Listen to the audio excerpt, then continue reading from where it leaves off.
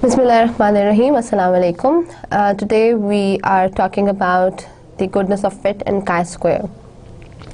Considering these statistical approaches towards the application or the applicative quantitative analysis towards the statistical side, once you're interpreting results, this becomes a big dilemma, that how to interpret a result and connect it to the major problem. That once you have seen a problem, then how you will be analyzing this problem and taking the data for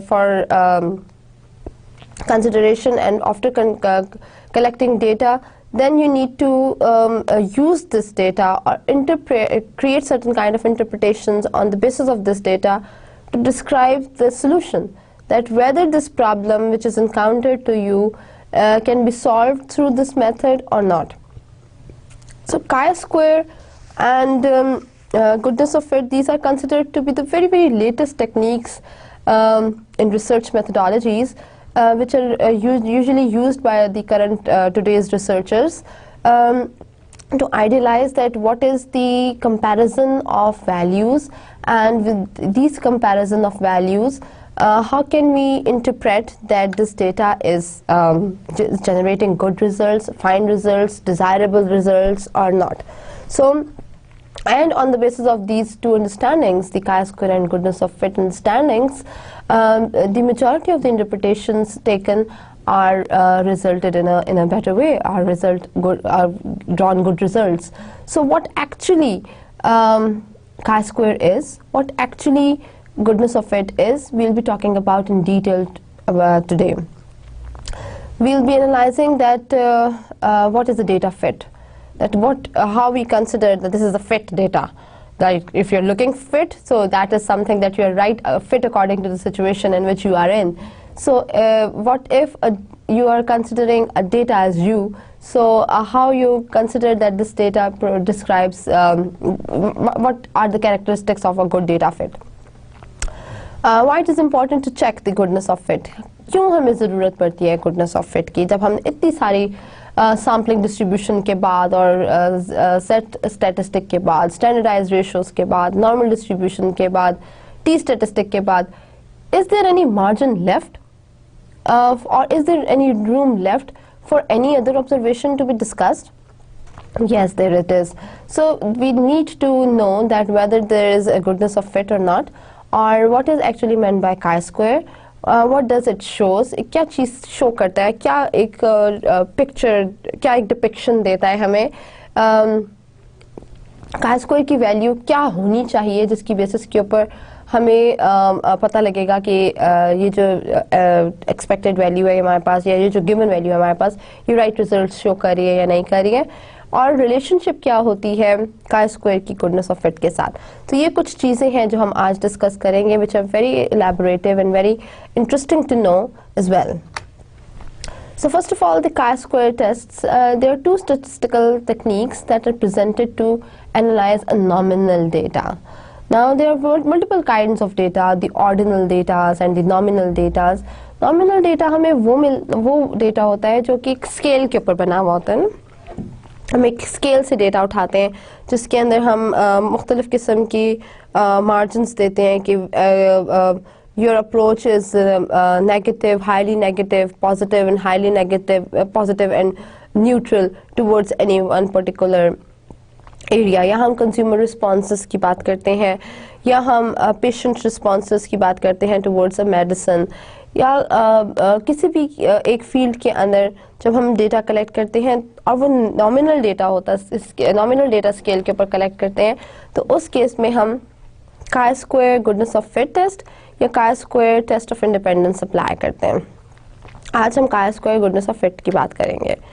so basically chi-square test is used when researcher has question about the proportion or relative frequency for a distribution.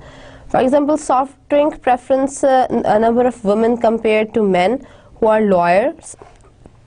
To what extent are different racial or ethnic groups represented on campus? तो इस किस्म के जब हमने comparisons करने होते हैं कि soft drinks की क्या approach है, number of women and men को जब हम compare करते हैं, या किस हद तक रेशियल और एथनिक ग्रुप्स जो हैं वो एक कैंपस में एग्जिस्ट करते हैं। इस किस्म की जब हम कंपैरिजंस करते हैं दो डेटा सेट्स के अंदर, तो वहाँ से हमें पता लगता है। जब हम फॉर एग्जांपल जब हम नॉमिनल की बात करते हैं या जब हम सेक्स की बात करते हैं, तो वहाँ पर हमारे पास दो ऑप्शंस आएंगे ना, whether people are categorised in one category और the other.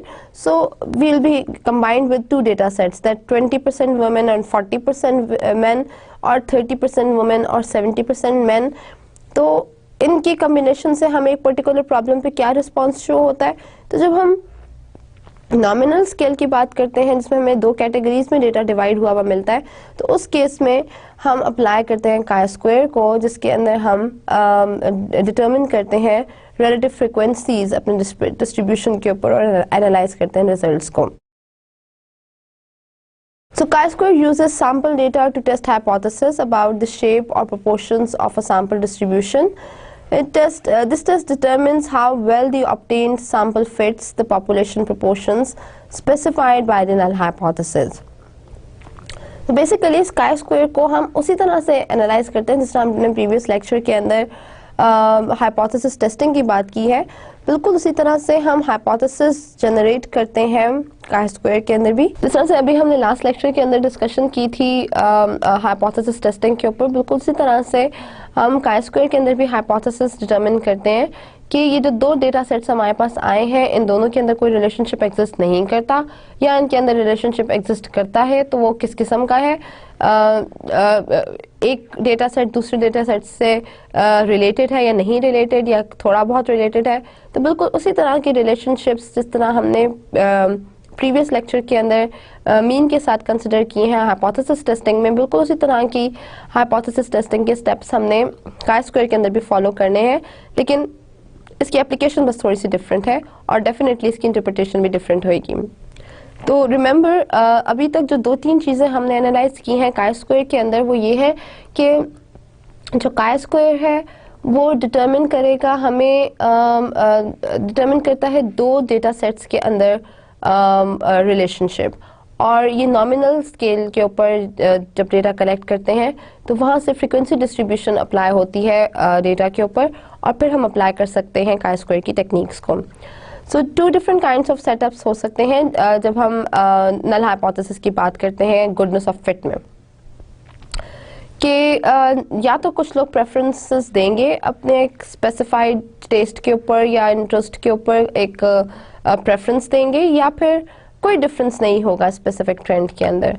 Like for example एक ब्रांड है कपड़ों की, फॉर एग्जांपल कोई ब्रांड है और उसके अंदर XYZ हमारे पास तीन कैटेगरीज हैं, तीन ब्रांड्स हैं, एक X ब्रांड है, एक Y ब्रांड है और एक Z ब्रांड है। H0 के अंदर हमने कंसिडर किया है कि एक स्पेसिफिक प्रेफरेंसेस है लोगों का ब्रांड्स के ऊपर, और H1 के अंदर हमने कंसिडर किया है कि एक सिमिलर प्रोबेबिलिटी नहीं है हर ब्रांड को सिलेक्ट करने की लोगों की, बल्कि उनके अंदर ब्रांड प्रेफरेंसेस लाया करते हैं।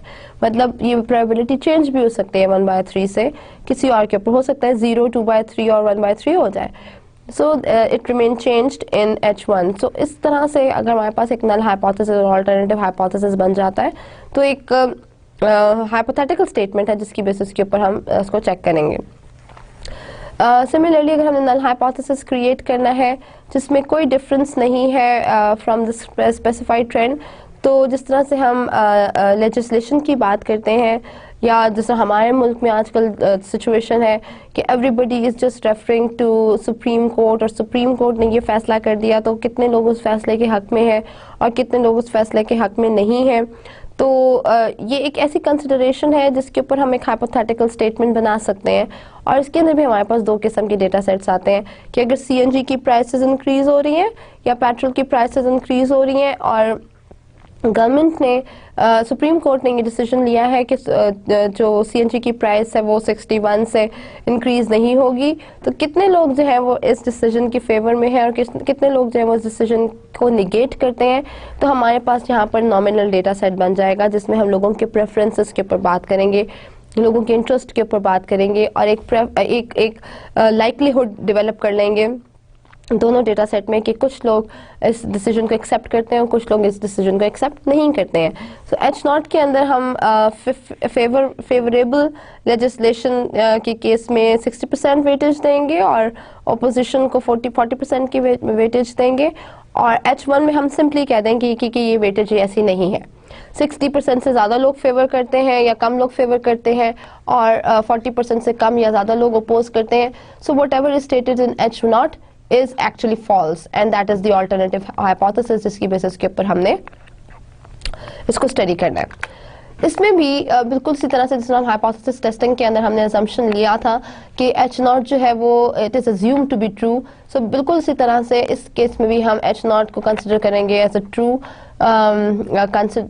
ट्रू हाइपोथेसिस, और जिसको हम एनालाइज करेंगे, जिस हाइपोथेसिस को हम चेक करेंगे या जिसको हम on which we undergo the research objective is on alternative one, और हम अल्टरनेटिव के ऊपर अपने एनालिसिस लगाकर फिर कंक्लूजन देंगे कि क्या हमारे पास इनफ एविडेंस इकट्ठा हुआ है H1 को एक्सेप्ट करने के लिए या नहीं हुआ। अगर इनफ एविडेंस होगा तो हम H1 को एक्सेप्ट कर लेंगे, और अगर इनफ एविडेंस नहीं होगा तो हम H0 को रिजेक्ट कर देंगे, सॉरी H1 को रिजेक्ट कर देंगे और H0 को एक्सेप्ट कर लेंगे।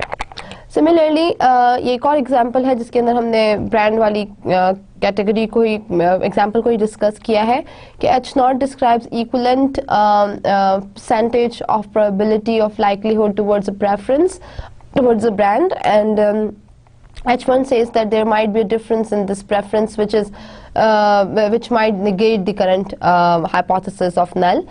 So in category A, B and C, F0 describes 15, 19 and 6 people, which gives a sum total of 40 sample size. So the frequency of observed values, which is F0, is the count of number of people in each category, and summation of F0 is equals to n.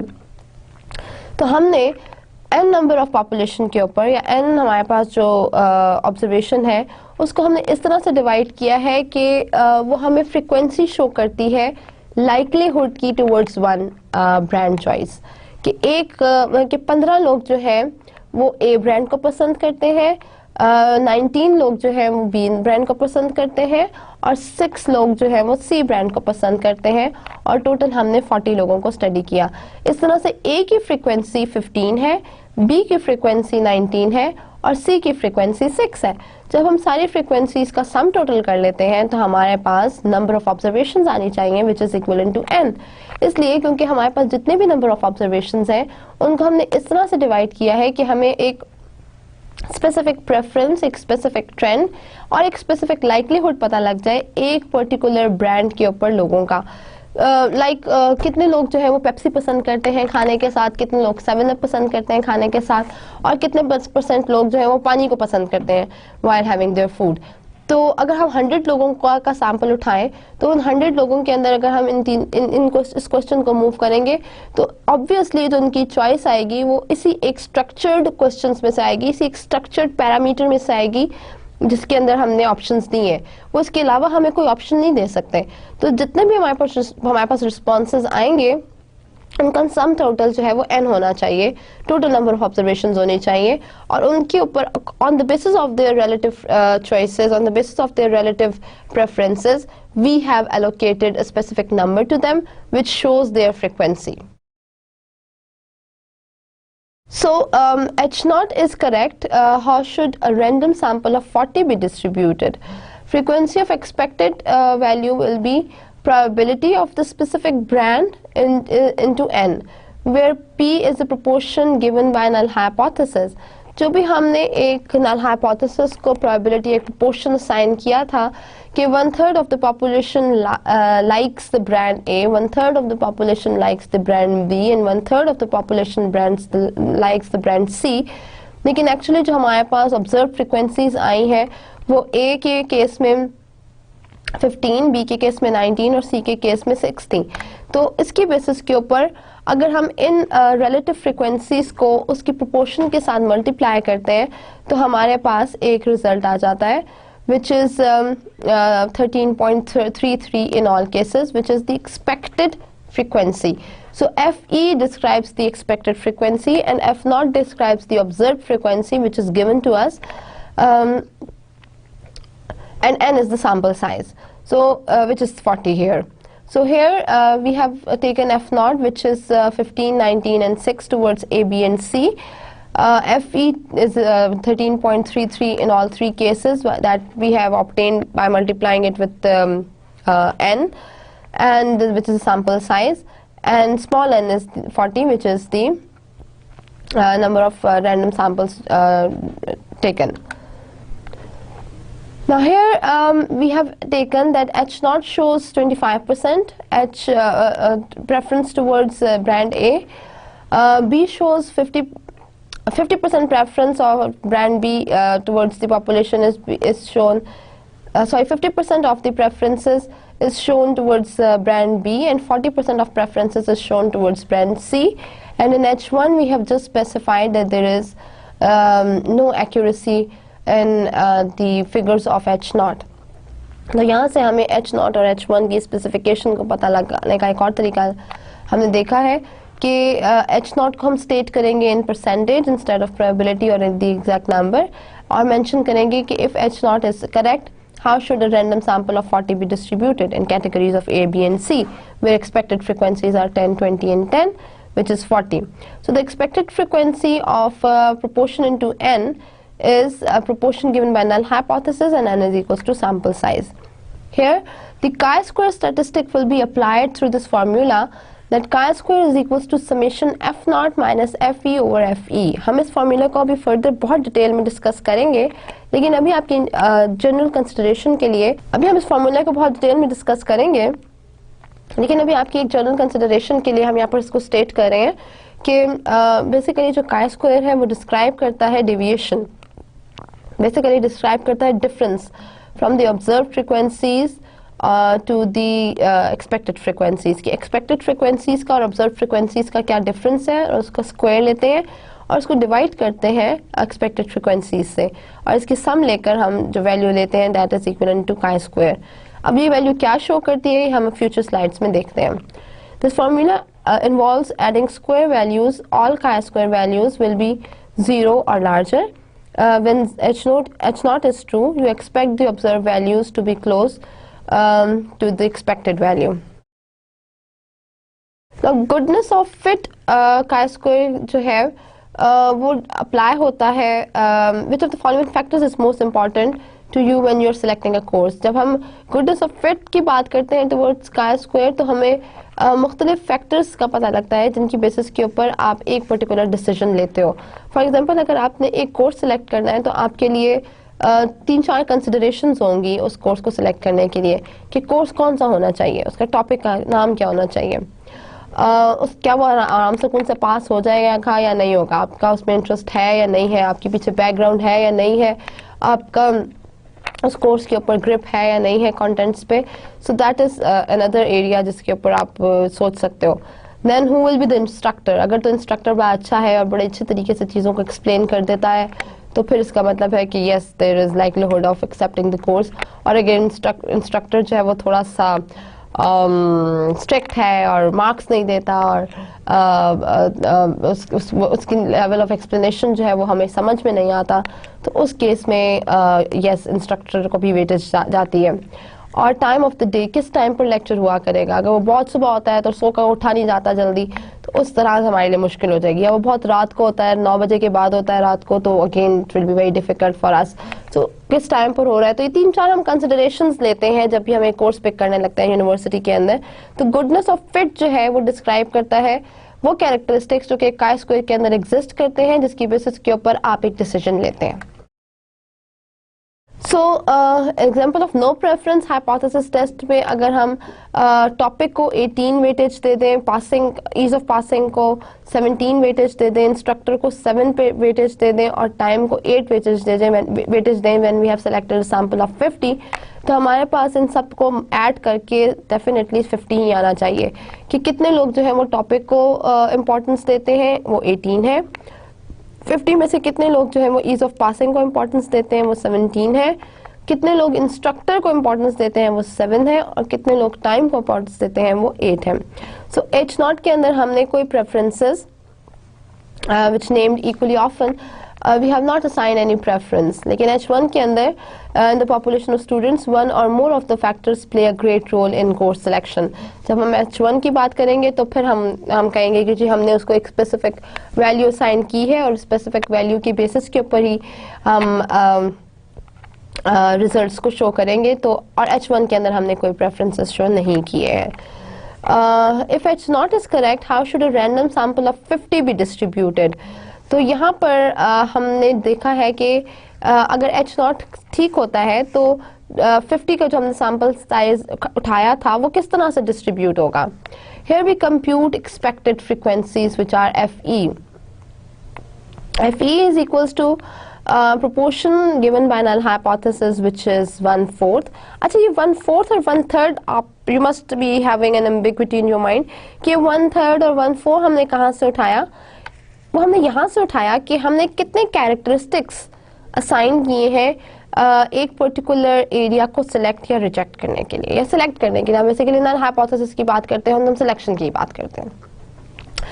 हमने जब brands उठाए थे तो हमने 3 brands उठाए थे A, B और C, और हमने लाइकलीहुड चेक किया था, प्रेफरेंसेस चेक किए थे कि जी कितने % लोग जो हैं वो ब्रांड A को पसंद करते हैं, कितने लोग B को पसंद करते हैं और कितने लोग C को पसंद करते हैं। लेकिन हमने कितने ब्रांड सेलेक्ट किए थे? 3। सिमिलरली जब हमने एक कोर्स सेलेक्ट करना है तो हमने अज्यूम किया है कि एक कोर्स सेलेक्ट करने के लिए एक स्टूडेंट के माइंड में किस किस्म की चीज़ें आ सकती हैं। तो हमें पता लगा कि शायद 4 किस्म की चीज़ें आ सकती हैं कि टॉपिक का नाम क्या है और उससे कुछ रिजेम्बलेंस है उसके प्रीवियस एक्सपीरियंस से या उसके प्रीवियस एजुकेशन से उस टॉपिक की कोई रेलेवेंस है या कुछ रिलेशनशिप है। दूसरा इंपॉर्टेंट चीज़ जो स्टूडेंट्स सोचते हैं वो ये है कि जी आराम सुकून से पास हो जाएगा टेस्ट कि नहीं होगा, कोर्स पास हो जाएगा कि नहीं होगा, इंस्ट्रक्टर कौन है और टाइम किस टाइम पे क्लास होगी। तो ये 3-4 हमने कंसिडरेशंस 4 कंसिडरेशंस इसमें उठाई। अब हर कंसिडरेशन को अगर हम इक्वल वेटेज दें तो दैट इज 1/4। अगर हम ईच ब्रांड को इक्वल सिलेक्शन वेटेज दें टुवर्ड सिलेक्शन तो दैट बिकम्स 1/3। सिमिलरली अगर हमने ये देखना है कि लोग खाने के साथ पेप्सी, 7 अप या पानी को प्रेफर करते हैं तो अगेन हमने 3 ऑप्शंस दिए हैं लोगों को। उन 3 ऑप्शंस में से ही हमने सेलेक्ट करना है कि इन 3 ऑप्शंस में से ही लोग पिक करेंगे। लोगों के पास हमने कोई और ऑप्शन नहीं छोड़ा या उनको हमने अपनी मर्जी की कोई ऑप्शन डिस्क्राइब करने के लिए नहीं कहा। तो इसका मतलब ये है कि they are very much choosy and picky between the given areas which we have presented to them. तो in the given areas of presentation, before giving the presentation, हम उनको क्वेश्चन फ्लोट करने से पहले जो हमारी एंटिसिपेशन है वो ये है कि इक्वल प्रोबेबिलिटी हमने दी है तीनों सिचुएशंस के ऊपर कि एक इंडिविजुअल जो है वो he might select any of the option. So there exists equal probability of selecting any option from the given options, right? So in that case, whatever the probability, whatever the level of proportion we are offering to the specific selection objects, that is something which shows this null hypothesis value. इसलिए क्योंकि null hypothesis के अंदर हमने वो case discuss किया है या उस टॉपिक के ऊपर बात किया, उस एरिया के ऊपर हमने बात की है कि जो कि अभी अंडर कंसिडरेशन नहीं आया, अभी हमने उसके ऊपर रिसर्च नहीं की, अभी हमने सिर्फ एक क्वेश्चन बनाया है, अभी हमने सिर्फ एक एरिया बनाया है कि जी एक ऐसी सिचुएशन है कि जिसमें लोगों की हमने ब्रांड प्रेफरेंसेस को चेक करना है। अब वो ब्रांड प्रेफरेंसेस जब हम चेक करेंगे और उसकी जब एक्चुअल रिसर्च करेंगे तो हमारे पास कुछ फ्रीक्वेंसीज आएंगी, वो हमने H1 की कैटेगरी में डालनी है। लेकिन अभी तक जो हमने एक क्वेश्चन बनाया है, जो हमने एक स्टेटमेंट बनाया है, वो ये है कि एक ब्रांड प्रेफरेंस के ऊपर कितने लोग राजी होंगे या कौन से लोग एक ब्रांड को पिक करेंगे। And we have assigned an equal set of probability to each of the brand कि there might be a case that the respondent select any of the option. So there exists equal opportunity, equal probability with each brand to be selected by the respondent. Similarly, when we are talking about presenting a question in front of a student, while selecting a course. In that case, we are giving an equal weightage, an equal probability to each of the characteristics we have identified while selecting a course as a preference for the student. So in that case, we have identified 4 characteristics, we have placed 4 options in front of a student. So and each option is having an equal weightage and equal chance to be selected. Therefore 1/4 is the weightage or the proportion which is given to the null hypothesis equivalently, that is 1/4. So when we are multiplying this 1/4 to the observed frequencies, then we will be getting the expected frequency. जो हमने एक specific weightage दी है, उस weightage की basis के ऊपर जो हमने actual observed frequencies हासिल की हैं, उनको जब हम multiply करेंगे तो हमारे पास expected frequencies आएंगी. अब इस एग्जाम्पल में हमारे पास P जो है वो प्रोपोर्शन है null hypothesis की, which is 1/4. इसकी डिस्क्रिप्शन मैंने आपको अच्छी खासी भी दे दी है. N is the sample size which is 50. So F0 will be the frequencies. F0 वो frequencies हैं जो actually हमने रिसर्च कंडक्ट करके वहाँ से एक्सट्रैक्ट किए. हमने 50 सैम्पल्स, हमने 50 क्वेश्चंस लोगों से पूछे और हमने 50 स्टूडेंट्स को स्टडी किया और उनके रिस्पॉन्सेस को जब हमने प्लेस किया तो हमें पता लगा कि टॉपिक को जितने लोग वेटेज देते हैं 50 में से वो 18 है. ईज ऑफ पासिंग को जितने लोग वेटेज देते हैं 50 में से वो 17 है. इंस्ट्रक्टर को जितने लोग वेटेज देते हैं 50 में से वो 7 है. और टाइम को जितने लोग वेटेज देते हैं 50 में से वो 8 है. इसकी बेसिस के ऊपर अगर हम इन ऑब्जर्व फ्रीक्वेंसीज को मल्टीप्लाई करें फ्रॉम बाय 1/4, तो we will be getting 12.5 in topics, 12.5 and 12.5 with the passing and instructor's time. So we'll talk more about chi-square और हम इसकी कैलकुलेशन के ऊपर भी और इसकी डिग्री ऑफ फ्रीडम के ऊपर भी बात करेंगे, लेकिन गुडनेस ऑफ फिट को भी साथ साथ थोड़ा सा लेकर चलते हैं कि अगर हमें chi-square की एक थोड़ी सी बेस पता लग गई है कि chi-square क्या होता है और उसकी वैल्यूज एक्सपेक्टेड फ्रीक्वेंसीज और ऑब्जर्व फ्रीक्वेंसीज क्या चीज़ शो करती हैं, तो हमें साथ साथ थोड़ा सा ये भी पता होना चाहिए कि गुडनेस ऑफ फिट क्या है, ताकि हम इन दोनों को साइड बाय साइड लेकर चले और हम एंड में जब इनको कंबाइन करेंगे तो हमारे पास रिजल्ट्स बहुत विविड और क्लियर आए, जिससे हमें पता लगे कि क्या चीज़ हम एक्चुअली शो करना चाह रहे हैं. तो जो गुडनेस ऑफ फिट है, it measures the extent to which some empirical distribution fits the distribution expected under the null hypothesis. अब इसमें जो गुडनेस ऑफ फिट है उसमें हम ये डिटरमिन करते हैं कि किस हद तक जो एम्पिरिकल डिस्ट्रीब्यूशन है वो एक्सपेक्टेड डिस्ट्रीब्यूशन के अंदर फिट होती है. एम्पिरिकल डिस्ट्रीब्यूशन वो एनालिसिस है या वो डिस्ट्रीब्यूशंस हैं जो कि हमने खुद से जनरेट की हैं, और नल हाइपोथेसिस में वो मेंशन है जो कि एज इट इज हमें प्रोवाइडेड है. So here we are talking about ये जो आपके पास ये जो आपके पास if I am clear to you, तो ये जो मैं आपको रेड साइन के साथ शो कर रही हूँ वैल्यूज जो कि हमने ग्रीन रेक्टेंगल्स के साथ अपने ग्राफ में शो किया है, वो डिस्ट्रीब्यूशंस हैं या ये वो पॉपुलेशंस, ये वो ऑब्जर्वेशंस हैं जो कि हमने एक्चुअली सैंपल को स्टडी करके, एक्चुअली रिसर्च कंडक्ट करके जो डेटा कलेक्ट किया है उसकी बेसिस के ऊपर जो हमने फ्रीक्वेंसीज जनरेट की थी, उन फ्रीक्वेंसीज को अगर हमने प्लॉट किया है तो हमारे पास ये एक डेटा सेट बना है जो कि रेक्टेंगल्स की फॉर्म में एग्जिस्ट करता है. जो ऑब्जर्व्ड फ्रीक्वेंसीज हैं वो हमने इनकी एक रिलेटिव जो एक्सपेक्टेड फ्रीक्वेंसीज हैं वो हमने एक इस मार्जिन के ऊपर इस एरिया अंडर द कर्व के अंदर शो करनी है, जिसमें हमने मेजॉरिटी ऑफ द ऑब्जर्वेशंस को शामिल करने की कोशिश की है. अब अगर आप अपनी प्रीवियस एग्जांपल देखो तो आपको ये पता लगेगा कि जो 12.5 है ये एक ऐसा नंबर है जो कि कभी तो 8 ऑब्जर्व फ्रीक्वेंसी से बड़ा हो जाता है और कभी ऑब्जर्व फ्रीक्वेंसी से कम हो जाता है, लेकिन ये एक नॉर्मल ट्रेंड शो कर रहा है. नॉर्मल ट्रेंड का मतलब ये है कि ऑन एन एवरेज वो एक वैल्यू शो कर रहा है कि जिसके अंदर टेंडेंसी एग्जिस्ट करती है ऑब्जर्व फ्रीक्वेंसीज की. सो उस टेंडेंसी में जिसमें ऑब्जर्व फ्रिक्वेंसीज एग्जिस्ट करती हैं उसके ऊपर अगर हम बात करें तो ये जो रेड आपको कर्व शो हो रहा है नॉर्मल डिस्ट्रीब्यूशन का, ये एक्सपेक्टेड फ्रिक्वेंसीज को या एक्सपेक्टेड एम्पेरिकल डिस्ट्रीब्यूशन को शो कर रहा है। यू कैन से कि जो फोर्क की लेंथ है, ये जो डायग्राम बनी है, आप सोच होंगे कि इसका क्या रिलेशनशिप है इसके साथ। बेसिकली ये जो ये लेंथ शो कर रही है इसकी फोर्क की, जो with the mouth which is open, so इसकी जो लेंथ है वो कितनी है, ये हमने एंटिसिपेट की है इस नॉर्मल डिस्ट्रीब्यूशन के कर्व के साथ, which is between 30 to 55. Now the underlying principle or the basic idea or the basic purpose behind the goodness of fit is that if the match between observed and expected is poorer, then would be expected on the basis of measurement precision, then we should reject the null hypothesis. अब अगर हमने एक observed frequencies extract की है data से, हमने observe frequencies read की है रिसर्च से, तो अगर उनके दरमियान में इतना ज़्यादा कोई रिलेशनशिप नहीं है एक्सपेक्टेड के अंदर और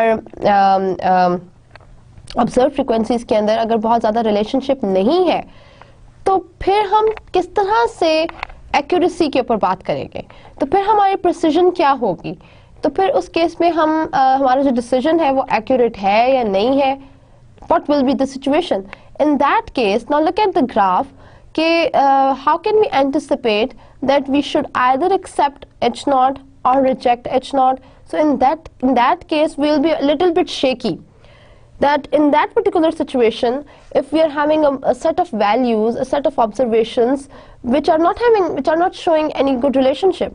So if the relationship is not good between the two frequencies, then we have to create a kind of precision. उस precision को हम goodness of fit कहते हैं, and that is the major purpose of describing goodness of fit. अब यहाँ पर जो हमने previous fork length determine की थी उस example के अंदर, यहाँ पर हमारे पास जो normal distribution का curve है, ये हमें show कर रहा है expected values somehow or more or less describing the similar observed frequencies. जो observed frequencies को ही show कर रहा है, वही वैल्यूज एक्सपेक्टेड वाली चीज भी शो कर रही है, और ये जो कर्व है हमारे पास ये मोर और लेस वही वैल्यूज शो कर रहा है जो ऑब्जर्व्ड का केस है. लेकिन अगर दूसरे पार्ट में आप देखें तो यहाँ पर हमारे पास जो ऑब्जर्व्ड वैल्यूज आई हैं वो इस तरह से नहीं है कि हम एक स्पेसिफिक नॉर्मल कर्व के थ्रू उनको एक्सप्लेन कर दें. इसका मतलब ये है कि हमारे पास जो रिलेशनशिप है वो बहुत पुअर है. इसका मतलब ये है कि हमारे पास कोई खास अच्छी रिलेशनशिप नहीं है ऑब्जर्व्ड और एक्सपेक्टेड फ्रीक्वेंसीज के बारे में. तो जब भी हमारे पास अच्छी रिलेशनशिप नहीं होगी, whenever we will be holding bad relationship between observed and expected frequencies, we will reject H naught. Now mind that कि जब भी हमारे पास और ये चीज़ chi square में पता नहीं लगती. chi square हमें undoubtedly ये चीज़ तो बता देता है कि summation F not minus F E square divide by F not F E क्या है, कि दोनों किस्म की फ्रीक्वेंसीज का ऑब्जर्व फ्रीक्वेंसीज का और एक्सपेक्टेड फ्रीक्वेंसीज का रिलेशनशिप क्या है with the proportion of expected frequencies और उसका स्क्वायर क्या है, वो वाली चीज़ तो हमें पता लग जाएगी का स्क्वायर से. लेकिन गुडनेस ऑफ फिट की बेसिस के ऊपर हम डिसीजन ले सकते हैं कि एच नॉट को एक्सेप्ट करना है या एच नॉट को रिजेक्ट करना है. तो एच नॉट उस वक्त एक्सेप्ट होगा जब हमारे पास रिलेशनशिप बहुत एक्यूरेट है और एक्सपेक्टेड फ्रीक्वेंसीज और ऑब्जर्व फ्रीक्वेंसीज के अंदर मार्जिन नहीं है, देयर इज नो डिफरेंस. लेकिन अगर उनके अंदर डिफरेंस एग्जिस्ट करता है तो फिर उस केस में हम एच नॉट को सिंपली रिजेक्ट कर देंगे. Used for the now testing of goodness of fit and the chi-square statistic, that is chi-square, ये इस notion से describe होता है. I don't know कि ये छोटा सा ना curvy सा बन जाएगा. Chi-square used for the frequency data, that is the number of observations and the results in each of n categories compared to the number expected under the null hypothesis, which is determined through the formula of fi minus fi hat square over fi, which is fi is the expected frequency, or fi is the I head is the expected frequency and fi is the observed one, and I tends from 1 to infinity. और ये frequencies हमारे पास जो green में है show हो रही हैं, ये observed है, जो हमने डेटा कलेक्ट करके सैम्पल को स्टडी करने के बाद डिटरमिन की, और जो रेड है वो हमने एक्सपेक्टेड फ्रिक्वेंसीज जो कि उसकी रिलेटिव प्रोपोर्शन के साथ मल्टीप्लाई करने के बाद हमने हासिल की हैं, वो है। Now a step more towards chi square. अब हम जब हमें इन दोनों चीज़ों की थोड़ी सी बेसिक्स पता लग गई हैं कि chi स्क्वायर क्या होता है और गुडनेस ऑफ फिट क्या होती है और इन दोनों की एप्लीकेशन कहाँ पर हो सकती है और वो दोनों किधर किन सिचुएशंस के अंदर अप्लाई होते हैं, तो अब हम एक्चुअली इनकी कैलकुलेशंस के ऊपर और एक्चुअली इसकी थ्योरी के ऊपर थोड़ी सी बात कर सकते हैं। So chi square test is a fundamental issue solver जो कि बहुत सारे प्रॉब्लम्स में, जो कि मेडिकल साइंसेस में भी एग्जिस्ट करते हैं, जो कि बिजनेस एनवायरनमेंट्स में भी एग्जिस्ट करते हैं, जो कि इन्वेस्टमेंट कंडीशंस के अंदर भी एग्जिस्ट करते हैं, या वो कुछ ऐसे प्रॉब्लम्स जो कि हमारी एवरीडे लाइफ के अंदर भी एग्जिस्ट करते हैं, जहाँ पर भी हमने डिसीजन लेना होता है और हमारे पास मल्टीपल ऑल्टरनेटिव्स प्लेस्ड होते हैं, तो वहाँ पर हमारे पास कोई ऐसा मेथड होना चाहिए जिसकी बेसिस के ऊपर हमें श्योरिटी भी हो कि हम जो ऑल्टरनेटिव या जो सिचुएशन पिक कर रहे हैं उसके अंदर जो फेलियर है, चांस ऑफ फेलियर है, वो नहीं है। अगर हम चांस ऑफ फेलियर की बात करते हैं तो डेफिनेटली अगर हम प्रैक्टिकल एनवायरनमेंट की बात करते हैं तो चांस ऑफ फेलियर तो होगा। तो फिर हम कॉन्टीजेंसी प्लानिंग की भी बात करते हैं, तो फिर हम एक कॉन्टीजेंसी टेबल की भी बात करते हैं। लेकिन अभी इस लेक्चर के डोमेन में हम कॉन्टीजेंसी एनालिसिस नहीं करेंगे, अभी हम सिर्फ डिटेल में डिस्कस करेंगे कि chi स्क्वायर को की थ्योरी की बेसिस के ऊपर हम इसको किस तरह से डिटरमिन करते हैं, क्या हम उसके ऊपर एनालिसिस कर सकते हैं। So fundamental problem in genetics is determining whether the experimentally determined data fits the results expected from the theory। एक मेंडल लॉ है जो कि पुनेट स्क्वायर के अंदर एक्सप्रेस होता है, और ये मेंडल लॉ बहुत फेमस लॉ है chi स्क्वायर का। और बेसिकली जब हम इनिशिएट करते हैं chi स्क्वायर की हिस्ट्री के ऊपर बात करते हैं तो मेंडल्स लॉ जो कि एक्सप्रेस हुआ है पुनेट स्क्वायर की फॉर्म में, उसके थ्रू हम chi स्क्वायर को यूज़ करते हैं, जो कि इनिशियली डेवलप हुआ था मेडिकल साइंसेस से, कि हमने लेबॉर्ट्री के अंदर जो भी टेस्ट किए हैं या लैब के अंदर जो भी एक्सपेरिमेंट्स किए हैं उनका क्या रिलेशन है एक्चुअल डेटा सेट के साथ या एक्चुअल सिचुएशंस के साथ, कि जो हमने एक्सपेरिमेंट्स में रिजल्ट्स लिए हैं वो हमारे एक्चुअल पेशेंट्स के रिजल्ट्स के साथ मैच करते हैं या नहीं करते हैं। अगर आप एक जनरल सी एग्जांपल लें, एक जनरल सा सिनेरियो उठाएं, तो whenever you pick a medicine from a medical store और उसकी जो उसके साथ रीडेबल नोट्स लिखे होते हैं, अगर आप उनको स्टडी करें तो उसके अंदर उसका पूरा का पूरा डिटेल्ड इंग्रेडिएंट्स की और उनकी कंसिस्टेंसी की और उनके टेस्ट्स की मेंशन होती है कि ये पर्टिकुलर मेडिसिन किन किन टेस्ट्स के ऊपर को अंडरगो कर चुकी है और उसके क्या रिजल्ट्स आए हैं। And when you just look into the detail तो आपको पता लगेगा कि these majority tests are conducted on animals. So if we consider an animal as a factor जिसकी बेसिस के ऊपर हमने एक मेडिसिन को टेस्ट किया है, तो कितना % रिलायबिलिटी वो टेस्ट हमारे पेशेंट्स के ऊपर रिवील करेगा, यानी कि ह्यूमन और एनिमल्स के अंदर के जो बॉडी चेंजेस हैं उसके अंदर क्या रेलेवेंस है जिसकी बेसिस के ऊपर हम एक मेडिसिन को एक्सेप्ट या रिजेक्ट कर सकते हैं। So how can you tell if an observed set of offsprings counts is legitimately the result of a given underlying simple ratio? For example, you do a cross and see 290 purple flowers and 110 white flowers in an offspring. This is pretty close to a 3/4 ratio 1/4 3/4 ratio 1/4 ratio, but how you formally define pretty close? What about 250 ratio 150? Whatever you are undergoing, for example, अगर आपने देखा है कि एक standing के अंदर आपको पता लगा है कि 290 पर्पल फ्लावर्स आपको नजर आए हैं और 110 आपको वाइट फ्लावर्स नजर आए हैं, तो इसका मतलब ये है कि इनकी जो परसेंटेज है, this is pretty close. Now what do you mean by pretty close? So this pretty close might be 3/4 into 1/4, or this might be 250 into 150. तो what does this actually mentions? इस एग्जाम्पल को हम लेकर काफ़ी सारा discuss करेंगे ताकि आपको ये चीज़ क्लियर हो, लेकिन पहले हम बात कर लेते हैं गुडनेस ऑफ फिट की थोड़ी सी हिस्ट्री के बारे में. So Mendel has no way of solving this problem. जब हमारे पास इस किस्म का एक प्रॉब्लम आ जाता है कि जब हमने मेडिकल के एक टेस्ट को अप्लाई करना होता है, मेडिकल का टेस्ट, मेडिसिन का टेस्ट जो है वो हमने एनिमल्स के ऊपर किया है और उसको हम अप्लाई करते हैं पेशेंट्स के ऊपर, तो उसमें कितना गुडनेस ऑफ फिट आएगा, उसमें कितना परसेंट एक्यूरेसी आएगी, उसके डिसीजन में कितना परसेंट एक्यूरेट डिसीजन लाई होगा या नहीं होगा. So that is something which is not explained in Mendel's law. So Mendel has no way of solving this problem.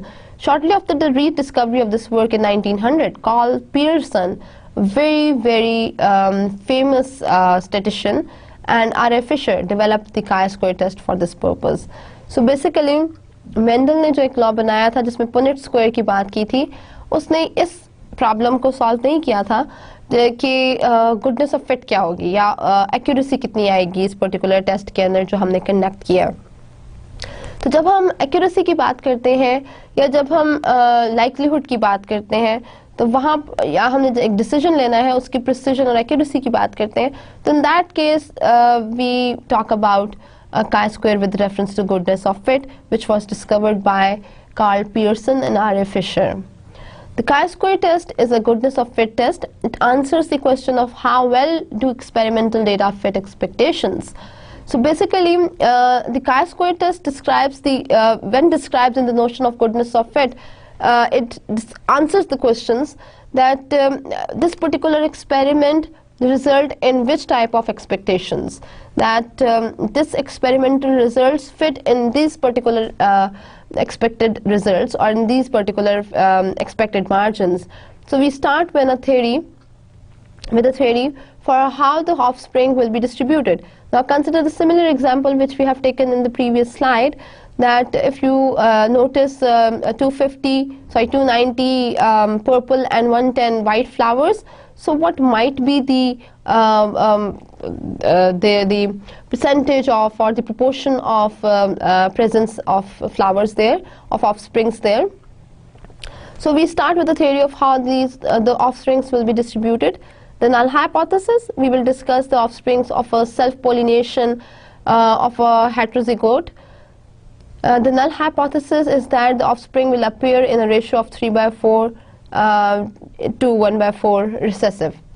3/4 dominant to 1/4 recessive. For this purpose, the formula for our calculation is: first, determine the number of each phenotype that have been observed and how many would be expected given basic genetic theory. Then calculate the chi-square statistic using this formula. You need to memorize the formula. Now, I don't want you to memorize this formula somehow, because this particular formula, when you are using SPSS for your future research, जब भी आप in modern terms, in modern researches whatever are undergoing, we do not consider the manual calculations of stats and mathematics, and these won't draw some very good results, because memorizing a formula is something which is not the domain of statistics. Interpretation of the result is actually the major area. कि formula तो हम चलो ठीक है किताब से भी देख लेंगे, it's okay. We don't want you to cram a formula and you know what is regression and you know what is correlation और उसका पूरा का पूरा formula याद करने की ज़रूरत नहीं है. ज़रूरत इस बात की है कि chi-square शो क्या करता है, या अगर एक फार्मूला लगाने के बाद एक वैल्यू आ गई है तो उस वैल्यू का बेसिकली मतलब क्या है, उस वैल्यू को हम रीड किस तरह से करेंगे, उसको हम इंटरप्रेट किस तरह से करेंगे, उसको अपनी पर्टिकुलर डिजायरेबल एनवायरनमेंट के ऊपर अप्लाई कैसे करेंगे और क्या वो रिजल्ट शो करेगा. So that is something which is beyond the scope of maths and beyond the scopes of stats, but it is in the scope of quantitative analysis कि जब आपने एक क्वांटिटी जनरेट कर ली है फ्रॉम द रिसर्च, तो वो जो एक रिसर्च डेटा है वो बेसिकली किस किस्म की प्रॉब्लम को सॉल्व कर रहा है, या वो कौन सी हाइपोथेटिकल स्टेटमेंट है जिसको एक्सेप्ट या रिजेक्ट कर रहा है।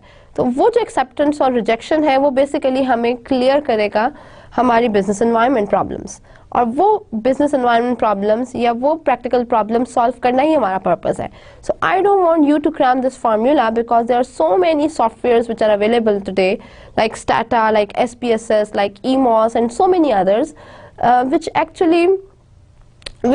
have actually crammed the formula by themselves, and they provide you with the result as well, that if you provide them with the values, so through SPSS you can easily collect chi-square, but what this value shows, that is something which is more important to discuss. That is something which is more sophisticated area and more you can say a crucial area which need to be addressed. क्योंकि value तो अगर हमारे पास आ गई है, लेकिन उस value का purpose क्या है और वो वैल्यू किस तरह से हमारी बिजनेस एनवायरनमेंट की प्रॉब्लम्स को सॉल्व कर सकती है, तो ये एक मेजर कंसिडरेशन है जिसकी बेसिस के ऊपर हमने बात करनी है। तो अभी तक हमने जो चीज़ डिस्कस की है वो ये है कि काई स्क्वायर हमें दो किस्म की वैल्यूज़, दो किस्म की फ्रिक्वेंसीज बता रहा है। एक ऑब्जर्व फ्रिक्वेंसीज है और एक एक्सपेक्टेड फ्रिक्वेंसीज है, और इन दोनों को का डेविएशन वो हमें निकाल कर बताता है। और ये जो डेविएशन है इसकी बेसिस के ऊपर हम गुडनेस ऑफ फिट को चेक करते हैं कि क्या ये इस डेटा की बेसिस के ऊपर इन ऑब्जर्व्ड और एक्सपेक्टेड फ्रिक्वेंसीज की बेसिस के ऊपर हम H0 को एक्सेप्ट या रिजेक्ट कर सकते हैं या नहीं कर सकते हैं। So first we determine the number of each phenotype that have been observed and how many would be expected given by the basic genetic theory. Then we will be calculating chi-square statistic through this formula which is mentioned with you. The chi-square is a Greek letter chi. The summation is sigma and it means to sum the following terms of all phenotypes. OBS is the number of individuals of the given phenotypes observed. EXP is the number of that phenotype expected from the null hypothesis. Note that you must use the number of individuals or the counts and not the proportions, ratios or frequencies. यहाँ पर हमें numeric value डालनी होगी। ये जो OBS लिखा हुआ है या ये जो EXP लिखा हुआ है, यहाँ पर हमें डेफिनेटली कोई ना कोई न्यूमेरिक वैल्यू डालनी होगी, तभी हम उसकी डेविएशन का स्क्वायर ले सकते हैं chi स्क्वायर कैलकुलेट करने के लिए। This is described here because for the purpose of explanation. As an example, you count F2 offsprings and get 290 purple and 110 white flowers. This is a total of 400, which is 290 plus 110 offsprings. We expect a 3/4 into 1/4 ratio. We need to calculate the expected number. You must use the number of offsprings, not the proportions. That is, यहाँ पर जो हमने previous formula था, यहाँ पर भी हम proportions नहीं डालेंगे। यहाँ पर although हमें expected proportion mention है कि expected proportion जो है वो 3/4 और 1/4 है की ratio पे exist करती है out of 400, लेकिन हम यहाँ पर रेशो की वैल्यू नहीं डालेंगे, हम यहाँ पर एग्जैक्ट वैल्यू डालेंगे। तो वो एग्जैक्ट वैल्यू हमें कहाँ से मिलेगी? वो हमें मिलेगी जब हम 400 को मल्टीप्लाई करेंगे 3/4 के साथ, तो हमें पर्पल फ्लावर्स की एक्सपेक्टेड फ्रिक्वेंसी मिलेगी, और जब हम 110 को मल्टीप्लाई करेंगे 400 को मल्टीप्लाई करेंगे 1/4 के साथ, तो हमें वाइट फ्लावर्स की वैल्यू मिलेगी। सो बेसिकली जो ऑब्जर्व वैल्यूज़ हमारे पास आई हैं वो हैं 290 और 110, लेकिन जो हमने एक्सपेक्टेड कैलकुलेट की हैं वो हमें रेशो से कैलकुलेट की हैं, क्योंकि हमें रेशो गिवन है, हमें एक्सपेक्टेड वैल्यू गिवन नहीं है। तो एक्सपेक्टेड फ्रिक्वेंसीज हमें मिलती हैं when we multiply the specific ratio और the specific proportion with that of the total sample size. So total sample size is 400, and 3/4 into 400 will provide us with the ratio of purple flowers, and 1/4 into 400 will provide us with the expected value of the expected proportion of white flowers. So putting them in the formula of chi-square, we can get that 290 minus 300 whole square is the observed and expected difference of purple flowers, which is minus 10 square, which provides you definitely 100. I'm talking about this 290 is the observed value. 300 is the expected value which we have taken from the ratio. Minus 10 square is the deviation from this result, which is 100 over 300, as 300 is the expected frequency of expected value. Similarly, we calculate for the white flowers, which is 110 the observed value, 100 the expected value, 10 square, which is 100 by 100, which is equals to 1, 100 by 300, O is equals to 0.33. When we add them, we get 1.33. This is our chi-square value. Now we get the chi-square value. One part is over. यहाँ तक की जो value है 1.33, ये आपको आराम से किसी भी SPSS के मॉडल से मिल जाएगी. SPSS 16 रन कर लो या लेटेस्ट रन कर ले तो ये वैल्यू आपको वहाँ से मिल जाएगी. बट यू शुड नो कि ये कैलकुलेट होती कैसे है, ऑब्जर्व वैल्यूज़ क्या होती हैं और एक्सपेक्टेड वैल्यूज़ क्या होती हैं और डेविएशन को हम किस तरह से एनालाइज करते हैं. You should know that bye all means. लेकिन जब हम एक्चुअल रिसर्च की बात करते हैं, अभी तक जितना आपका कोर्स में आएगा या जो आपको असाइनमेंट्स मिलेंगी या आपको जो एग्जाम होगा उसमें तो आपको डेफिनेटली कैलकुलेट करनी है. So I don't want you to cram this value for your research, but I do want you to cram this for your for clearing your exam tests. So as you have received the chi-square value, and what this chi-square value shows, कि although the chi-square distribution derived through math theory, we can also do it experimentally. That is, we do the same experiment 1000 times. Do the same self-pollination of probability of proportion heterozygote, which should give the 3/4 and 1/4 ratio. For each experiment, we calculate the chi-square value, then plot them all on the graph. अगर हम multiple times experiment conduct करते हैं और उसके result को हम plot करते हैं graph paper के ऊपर, तो the x-axis is the chi-square value. ये x-axis के ऊपर हमें chi-square की values नजर आई हैं. प्रीवियस एग्जाम्पल में हमारे पास जो वैल्यू आई है ये 1.33 है और जब हमने 1000 टाइम्स ये एक्सपेरिमेंट रिपीट किया है तो हमारे पास chi-square की वैल्यू इस रेंज में एग्जिस्ट करती है. The y-axis is the number of individual experiments that got the chi-square value. ये वो नंबर ऑफ एक्सपेरिमेंट्स हैं, मैक्सिमम नंबर ऑफ एक्सपेरिमेंट्स हैं जिनकी बेसिस के ऊपर हमने वैल्यूज कैलकुलेट की हैं. सो बेसिकली अगर हमने 1000 टाइम्स ये एक्सपेरिमेंट कंडक्ट किया है तो हमारे पास chi-square की वैल्यू 11 से लेकर 15 तक के अंदर लाई करेगी. एक दफ़ा जब हमने 400 सैम्पल साइज के ऊपर जब एक्सपेरिमेंट कंडक्ट किया है तो हमारे पास 1.33 वैल्यू आई है. You see that there is a range here.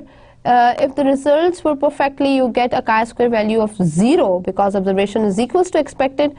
This really happens, but most experiments give a small chi-square value, so this becomes a hump in the graph. So note that all the values are greater than 0. That's because we squared the deviations. Sometimes we get really wild results because there is a big difference between the observed and expected values. So if there exists a big difference, a great difference deviation between the two values, meaning there isn't any relationship, जब इन दोनों के अंदर कोई किसी किस्म की relationship नहीं है तो इसका मतलब ये है कि हमारे पास chi-square की वैल्यू बहुत बड़ी आएगी. अगर हमारे पास chi-square की वैल्यू बहुत बड़ी आती है तो इसका मतलब ये है कि उसके अंदर गुडनेस ऑफ इट नहीं है. और जब chi-square की वैल्यू छोटी आती है तो जितनी छोटी वैल्यू आएगी, जितनी क्लोजर टू 0 आएगी वैल्यू, 0 से लेस नहीं होगी क्योंकि हमने स्क्वायर वैल्यूज ली हैं, हमने स्क्वायर डेविएशंस लिए हैं. तो जितनी क्लोजर टू 0 होंगी उतनी ज़्यादा एक्यूरेट रिलेशनशिप होगी इन ऑब्जर्व्ड एंड एक्सपेक्टेड वैल्यूज़. लेकिन जैसे जैसे ऑब्जर्व्ड का एक्सपेक्टेड के साथ डिफरेंस बढ़ता जाएगा वैसे वैसे हमारे पास जो chi-square की वैल्यू है वो इंक्रीज होती जाएगी. और अगर हमारे पास बहुत ज़्यादा डिफरेंस आ जाता है दोनों वैल्यूज़ के अंदर तो हमारे पास chi-square की एक बहुत बड़ी वैल्यू आएगी जिसकी बेसिस के ऊपर हम H0 को रिजेक्ट कर देंगे. So यहाँ पर जो रिजल्ट शो हो रहे हैं कि sometimes you really get wild results with observed very different from the expected. The long tail on the graph, really odd things occasionally do happen by chance alone. For instance, you might with the lottery case or kind of things जिसमें बहुत rare chances होते हैं तो वहाँ पर हमारे पास H0 की acceptance की कोई तुक नहीं बनती. यहाँ पर एक क्रिटिकल क्वेश्चन है कि how do you tell a really odd but correct result from a wrong result, कि अगर आपके पास एक रॉन्ग रिजल्ट आया है लेकिन आप उससे पता क्या लगाते हो. The graph is what happens with real experiments. Most of the time the result fit expectations pretty well, but occasionally very skewed distributions of data occur even though you perform the experiment correctly based on the correct theory. The simple answer is that you can never tell for certain that a given result is wrong, that the result you got was completely impossible based on the theory you used. हम wrong का word जो है वो एक बहुत ही negative feeling को, एक बहुत नेगेटिव जेस्चर को शो करता है. तो इस वजह से हम ये कह सकते हैं कि जो हमने थ्योरी यूज़ की है उसकी बेसिस के ऊपर जो रिजल्ट्स आए हैं they are not completely based on the theory. So if they are not based on the theory, so we cannot accept these results. So all we can do is to determine whether a given result is unlikely or likely. So the key point here is that there are two ways of getting a high chi-square value: an unusual result from the correct theory or result from the wrong theory. इसका मतलब यह है कि एक theory की भी weightage आ गई है. तो जिस तरह से हमने नॉर्मल डिस्ट्रीब्यूशन के केस में और टी डिस्ट्रीब्यूशन के केस में एक टेबुलेशन डेवलप की थी, बिल्कुल इसी तरह से हम एक टेबुलेशन डेवलप करते हैं काई स्क्वायर के अंदर भी. और उस काई स्क्वायर की जो टेबुलेटेड वैल्यूज जो स्टैटिस्टिशियंस ने और बेसिकली आर एफ फिशर ने और this Carl's I don't know fisherman ने जो डेवलप की थी रिलेशनशिप टेबुलेशन के थ्रू काई स्क्वायर की, वहाँ से हम एक थ्योरी डेवलप कर लेते हैं, वहाँ से हम एक गिवन स्टैंडर्ड डेवलप कर लेते हैं जिसके ऊपर हम काई स्क्वायर की वैल्यूज़ को उनके डिग्री ऑफ फ्रीडम के अंदर चेक करते हैं और फिर एनालाइज करते हैं कि इसका जो गुडनेस ऑफ फिट है वो डिटरमिन हो रहा है या नहीं हो रहा है. अगर जो हमारे पास टेबुलेटेड वैल्यू है वो calculated value of chi square के अंदर लाई करती है तो फिर हमारे पास गुडनेस ऑफ फिट की गारंटी आती है. लेकिन अगर वो नहीं करती तो फिर हमारे पास गारंटी नहीं आती. तो इस वजह से अभी तक हमारे पास कोई ऐसा वैलिड प्रूफ नहीं बना, जितनी हमने अभी तक बात की है, कि कौन सा डिसीजन रॉन्ग है और कौन सा डिसीजन राइट है. तो राइट और रॉन्ग का डिसीजन लेने से पहले हम लाइकलीहुड और अनलाइकलीहुड की बात करते हैं कि the theory which we are following is not deriving the similar results on the basis of the theory. We are not getting the right results, so that is why it is unlikely to follow this particular method. So for this particular example जो भी हमने discuss की थी offsprings की 219 to 110 की ratio के साथ, which is provided with the 3/4 and 1/4 की रेशो के साथ, तो यहाँ पर it was the result of a mistake or accident that a 1/2 or 1/2 ratio from a back cross comes to us. But you can't be certain, but you can at least determine whether your result is reasonable or not. Now what is a reasonable result? A reasonable result is a subjectivity or an arbitrary. So subjectivity is something जिसके अंदर हम अपनी experience की basis के ऊपर या हम अपने personal knowledge की basis के ऊपर या arbitrarily एक result को consider कर लेते हैं. For most work and for the purpose of this class as well, the result is set not to differ significantly from expectations if it could happen at least one time in 20.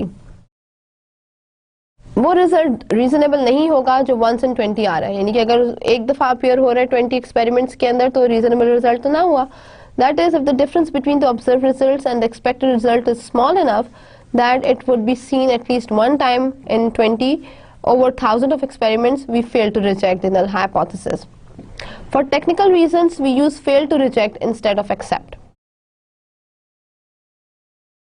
One time in 20 can be written as a probability value of p.05 because 1/20 is 0.05. Another way of putting this, if your experimental results are worse than 95% of all similar results, they get rejected because you may have used an incorrect null hypothesis.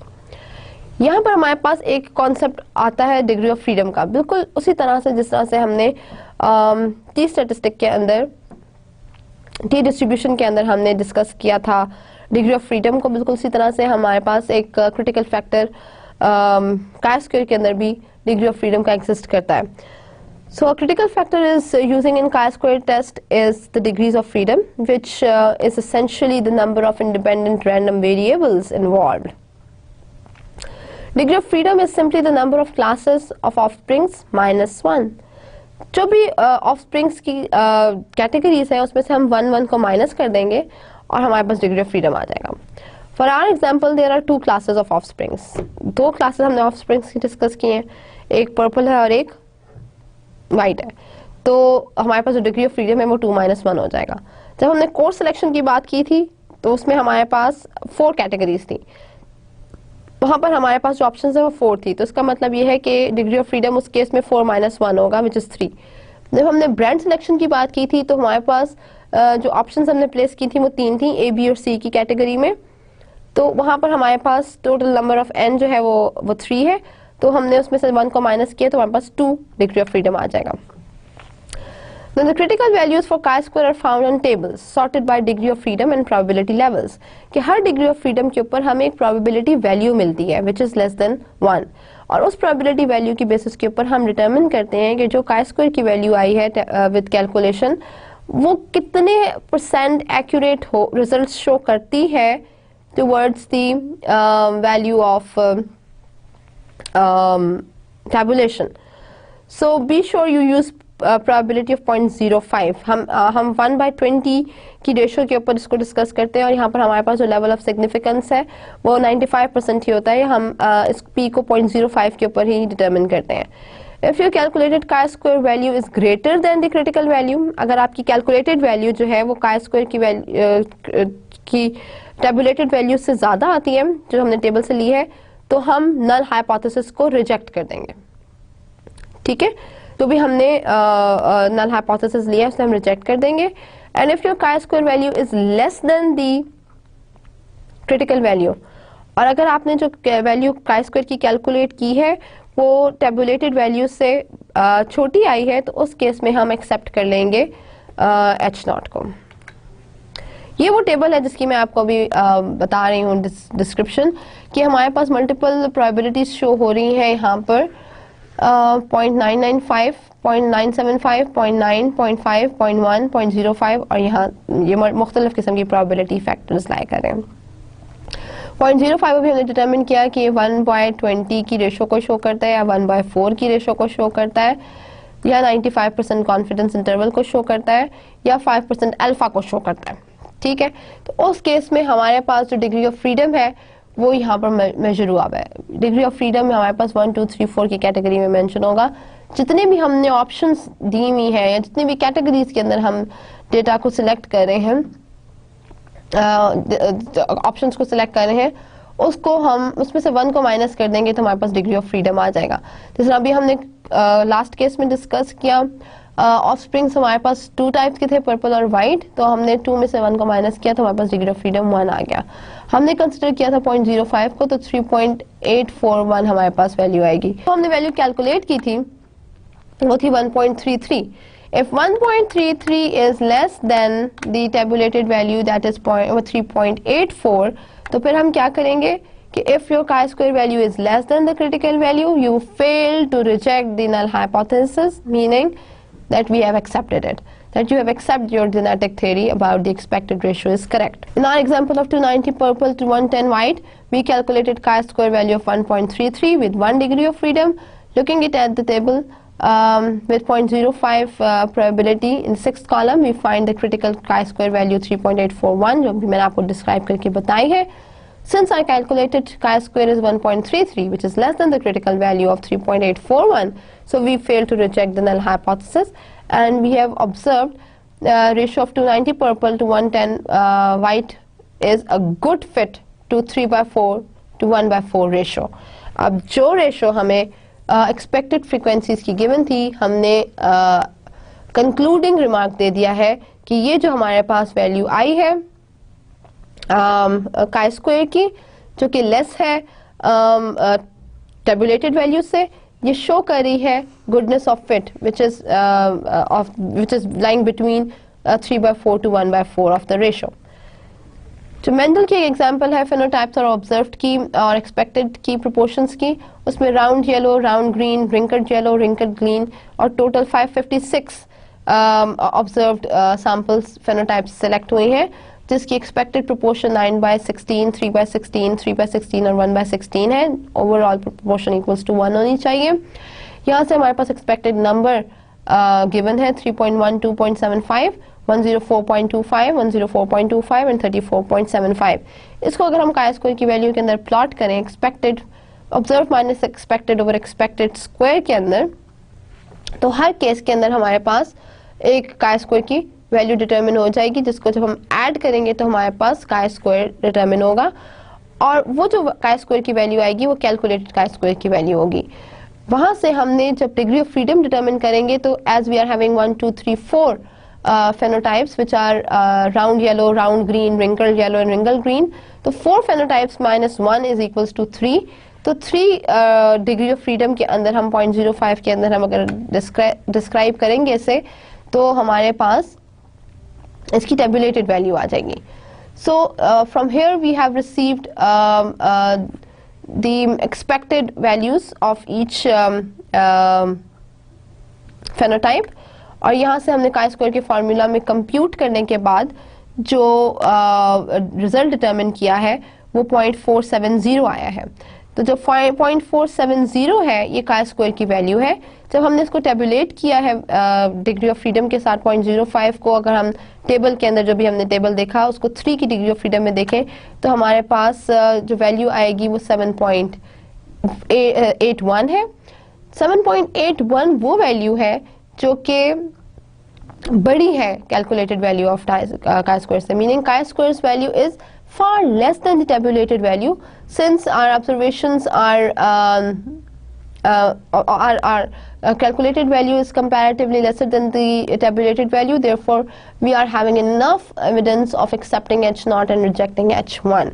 So, therefore, we failed to reject the null hypothesis. Therefore, we have accepted it, and we have mentioned that the proportion which is mentioned in our example this, जो expected proportion mention है हमारा जो data है वो इसके अंदर बहुत rightly fitted है and describes the accurate results. ये वो टेबल है जहाँ से हमने वैल्यू उठाई है। 3 डिग्री ऑफ फ्रीडम के अंदर अगर आप 0.05 को देखो, 3 डिग्री ऑफ फ्रीडम के अंदर आप 0.05 को देखो तो दिस शोज 7.815 वैल्यू, और हमारी जो कैलकुलेटेड chi स्क्वायर की वैल्यू आई है दिस इज 0.470। तो यहाँ से हमें बहुत क्लियरली आइडिया हो जाता है कि chi स्क्वायर की calculated value is less than the tabulated one. Therefore we have accepted और we have failed to reject the null hypothesis, we have actually accepted the null hypothesis and anticipated that the data which is provided to us in the form of proportions is rightly fit into the observed values. So that is all for the chi square for today, and I hope कि goodness of fit और chi square के बारे में आपकी कोई ambiguity अब रही नहीं होगी। आज हमने जिन चीज़ों के ऊपर बात की these include chi squares considerations first of all, कि chi square किन areas के अंदर और किन applications के अंदर यूजफुल है, किस किस्म की डेटा को हम गुडनेस ऑफ फिट के अंदर मेजर करते हैं और गुडनेस ऑफ फिट के क्या कैरेक्टरिस्टिक्स हो सकते हैं। हमने कंपेयर किया, हमने बात की कि chi स्क्वायर का गुडनेस ऑफ फिट के साथ क्या ताल्लुक है और how chi square helps to determine the goodness of fit. जो SPSS है वो एक फुली मॉडर्नाइज्ड मॉडल है जिसके अंदर हम बहुत अच्छे तरीके से chi स्क्वायर को कैलकुलेट कर सकते हैं, लेकिन उसकी interpretation towards goodness of fit is not presented in SPSS और in any statistical software. So whenever we talk about interpretations, we should know that what this value actually means as. तो जिस value का क्या मतलब है इसको पता करने के लिए डेफिनेटली हमें chi स्क्वायर की इंटरप्रिटेशंस के अंदर और गुडनेस ऑफ फिट के इंटरप्रिटेशन के अंदर जाना पड़ेगा। So when we talk about chi square and goodness of fit, तो हमने इसके ऊपर भी बात की कि माई मॉडर्न रिसर्च के अंदर ये एक बहुत ही ज़्यादा यूटिलाइजेबल और यूजेबल टेक्निक है जिसके ऊपर हम करंट डेटा को एनालाइज करते हैं, इंटरप्रेट करते हैं और उसकी बेसिस के ऊपर डिसीजंस लेते हैं, and these decisions are really based on accurate precision. So that is something which is all for the chi square and goodness of fit for today. I hope that the future lectures will make your ambiguities more clear, inshallah. So thank you so much for this time. See you in next lecture. Allah Hafiz.